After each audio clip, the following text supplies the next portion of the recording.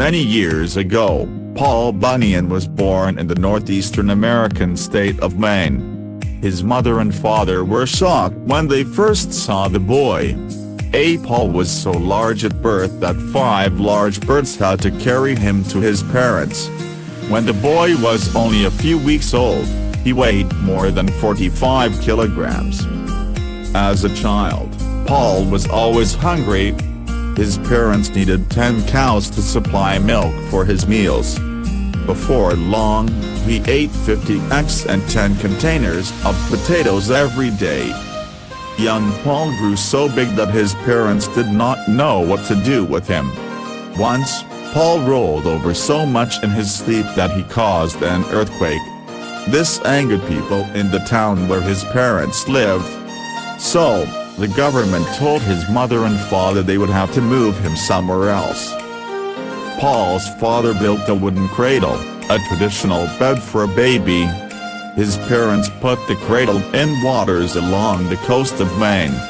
However, every time Paul rolled over, huge waves covered all the coastal towns. So his parents brought their son back on land. They took him into the woods. This is where he grew up. As a boy, Paul helped his father cut down trees. Paul had the strength of many men. He also was extremely fast. He could turn off a light and then jump into his bed before the room got dark. Maine is very cold for much of the year. One day, it started to snow. The snow covered Paul's home in a nearby forest. However, this snow was very unusual. It was blue. The blue snow kept falling until the forest was covered. Paul put on his snowshoes and went out to see the unusual sight. As he walked, Paul discovered an animal stuck in the snow. It was a baby ox. Paul decided to take the ox home with him. He put the animal near the fireplace. After the ox got warmer, his hair remained blue. Paul decided to keep the blue ox and named him Babe. Babe grew very quickly. One night, Paul left him in a small building with the other animals. The next morning, the barn was gone and so was Babe. Paul searched everywhere for the animal. He found Babe calmly eating grass in a valley, with the barn still on top of his back.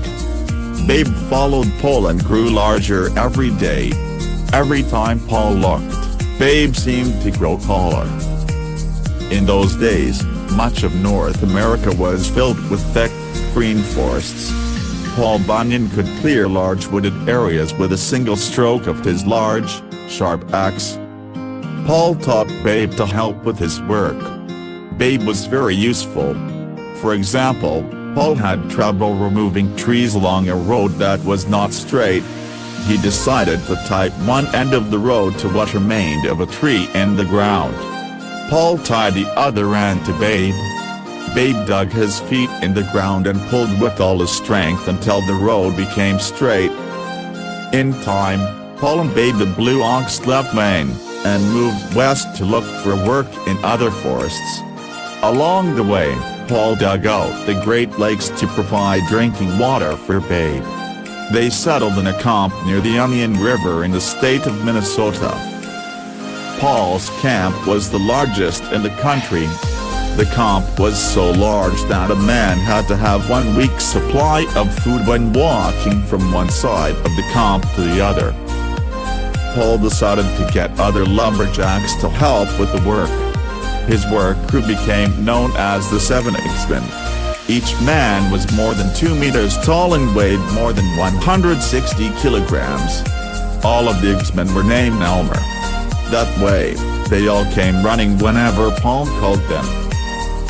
The man who cooked for the group was named Sourdough Sam. He made everything, except coffee, from sourdough, a substance used in making sourdough bread.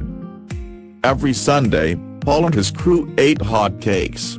Each hotcake was so large that it took 5 men to eat one. Paul usually had 10 or more hotcakes, depending on how hungry he was.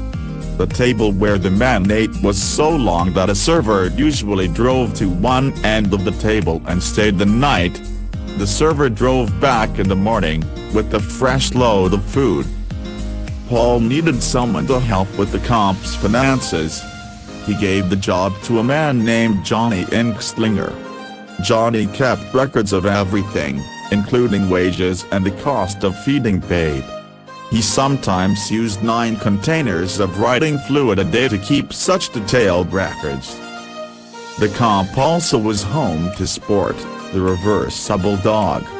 One of the workers accidentally cut Sport in two. The man hurried to put the dog back together, but made a mistake. He bent the animal's back the wrong way. However, that was not a problem for Sport. He learned to run on his front legs until he was tired. Then, he turned the other way and ran on his back legs. Big mosquitoes were a problem at the camp. The men attacked the insects with their axes and long sticks.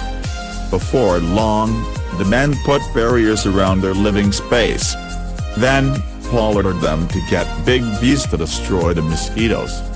But the bees married the mosquitoes, and the problem got worse. They began to produce young insects.